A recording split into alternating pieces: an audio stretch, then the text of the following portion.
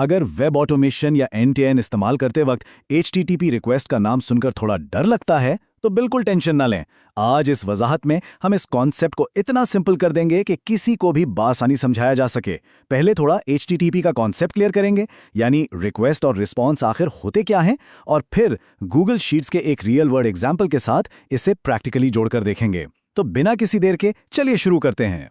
जल्दी से देख लेते हैं कि आज हम किन अहम चीजों पर बात करेंगे।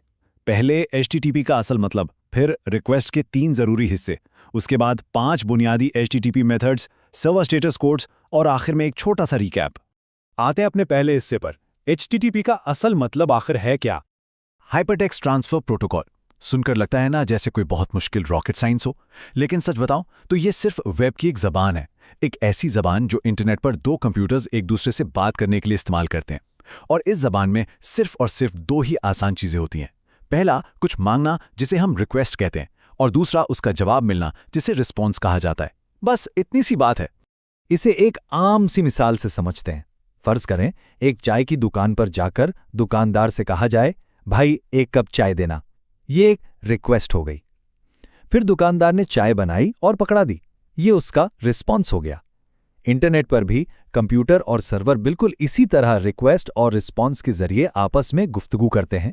अब आगे बढ़ते हैं और देखते हैं दूसरा हिस्सा, रिक्वेस्ट के 3 लाजमी अज्जा। जब भी इंटरनेट पर कोई रिक्वेस्ट भेजी जाती है तो उसके अंदर 3 लाजमी हिस्से होते हैं। पहला है URL यानी कि एड्रेस। ये बताता है कि आखिर जाना कहाँ है, जैसे गूगल शीट्स का एड्रेस हो गया। दूसरा हिस्सा है ऑथेंटिकेशन। समझ लें कि ये एक VIP शनाख्ती कार्ड की तरह है। सर्वर को कैसे यकीन आएगा कि भेजी गई रिक्वेस्ट किसी असली यूजर की तरफ से है? इसके लिए आमतौर पर API की इस्तेमाल की जाती है। और तीसरा हिस्सा है मेथड। यहाँ सबसे अहम बात समझने वाली ये है कि ये जो तीसरा हिस्सा है यानी मेथड, ये पूरी रिक्वेस्ट की जान होता है। क्यों? क्योंकि मेथड ही असल में सर्वर को बताता है कि उसे करना क्या है, यानी कि एक्शन क्या लेना है। आइए इन मेथड्स को जरा डिटेल में देखते हैं। तीसरा हिस्सा, 5 जरूरी HTTP मेथड्स गूगल शीट्स की मिसालों के साथ। इन मेथड्स को प्रैक्टिकली समझने के लिए हम इन्हें गूगल शीट से जोड़कर देखते हैं। पहला और सबसे आसान मेथड है गेट। इसका काम सिर्फ और सिर्फ डेटा पढ़ना या देखना है। यह किसी चीज को छेड़ता या तब्दील नहीं करता। मिसाल के तौर पर, अगर गूगल शीट में 100 कस्टमर्स की लिस्ट पहले से मौजूद है तो गेट रिक्वेस्ट भेजकर वो सारी लिस्ट सिर्फ रीड की जा सकती है। शीट का डेटा बिल्कुल वैसा ही रहेगा। दूसरा मेथड है पोस्ट। ये वहां इस्तेमाल होता है जहां कुछ नया बनाना हो। फर्ज करें किसी ने वेबसाइट पर एक नया फॉर्म भरा। अब जब सिस्टम पोस्ट रिक्वेस्ट भेजेगा तो गूगल शीट में सबसे नीचे एक बिल्कुल नई रो ऐड हो जाएगी। जो पुराना डेटा मौजूद है उसे इससे कोई फर्क नहीं पड़ेगा। तीसरे मेथड पर आते हैं जो है पुट। यहाँ थोड़ी एहतियात करनी पड़ती है क्योंकि पुट एक मुकम्मल तब्दीली या रिप्लेस करने का मेथड है।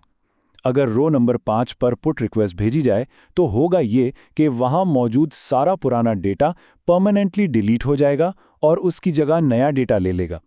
ये पूरी एंट्री को नए सिरे से ओवरराइट कर देता है। चौथा मेथड है पैच। ये पुट के मुकाबले में थोड़ा महफूज तरीका है क्योंकि पैच सिर्फ मखसूस हिस्सों को ही अपडेट करता है। अगर सिर्फ किसी कस्टमर का फ़ोन नंबर अपडेट करना हो तो पैच रिक्वेस्ट बेस्ट है। इससे फ़ायदा ये होगा कि उनका नाम और ईमेल वैसा ही महफूज रहेगा और सिर्फ फ़ोन नंबर वाला सेल अपडेट हो जाएगा। और 5वां मेथड है डिलीट।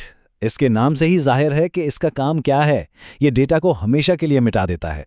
अगर कोई यूज़र सर्विस से अनसब्सक्राइब कर दे तो डिलीट रिक्वेस्ट भेजी जाती है और उसकी पूरी रो गूगल शीट से हमेशा के लिए गायब हो जाती है। चौथा हिस्सा, सर्वर स्टेटस कोड्स यानी सर्वर का जवाब। अच्छा, अब जब रिक्वेस्ट भेज दी जाती है तो सर्वर बदले में एक नंबर भेजता है जिसे स्टेटस कोड कहते हैं। ये छोटे छोटे नंबर्स फौरन बता देते हैं कि काम ठीक से हुआ या नहीं। जैसे 200 मिलने का मतलब है सब जबरदस्त है, रिक्वेस्ट कामयाब रही। 201 बताता है कि नया डेटा सक्सेसफुली क्रिएट हो गया है। लेकिन अगर 400 आए तो इसका मतलब भेजी गई रिक्वेस्ट के डेटा में कोई गलती है। 401 का मतलब है कि API की गलत या गायब है। 403 का मतलब की तो ठीक है पर उस डेटा तक रसाई की इजाजत नहीं। 404 तो तकरीबन सभी जानते हैं, यानी एड्रेस ही गलत है। और अगर कभी 500 आए तो समझ जाएं कि गलती इधर से नहीं, पीछे सर्वर में ही कोई मसला है। 5वां और आखिरी हिस्सा, एक मुख्तसर रिकैप ताकि अहम नुकात ज़हन नशीं हो जाएं। तो अगर इस पूरे सेशन का खुलासा किया जाए तो इंटरनेट की यह ज़बान बहुत ही लॉजिकल है। पूरा सिस्टम सिर्फ रिक्वेस्ट और रिस्पॉन्स पर चलता है। हर रिक्वेस्ट के अंदर URL, ऑथेंटिकेशन और मेथड आते हैं। हमारे पास 5 अहम मेथड्स हैं। गेट पढ़ने के लिए, पोस्ट नया बनाने के लिए, पुट मुकम्मल रिप्लेस करने के लिए, पैच थोड़ा सा अपडेट करने के लिए और डिलीट मिटाने के लिए। और एंड में सर्वर अपने स्टेटस कोड्स के जरिए हालात वाजे कर देता है। तो इस वजाहत में हमने HTTP नोड के बुनियादी कॉन्सेप्ट्स को मुकम्मल तौर पर समझ लिया है। अब सोचने की बात यह है कि क्या इन कॉन्सेप्ट्स को इस्तेमाल करते हुए एक असली वर्कफ्लो बनाने और गूगल शीट्स को लाइव कनेक्ट करने का वक्त नहीं आ गया? इन बातों की असल ताकत और अहमियत तभी नजर आती है जब इन्हें प्रैक्टिकली अप्लाई किया जाए। ऑटोमेशन के इस दुनिया में आगे सीखते रहिए और इन टूल्स को खुद आजमा कर देखिए।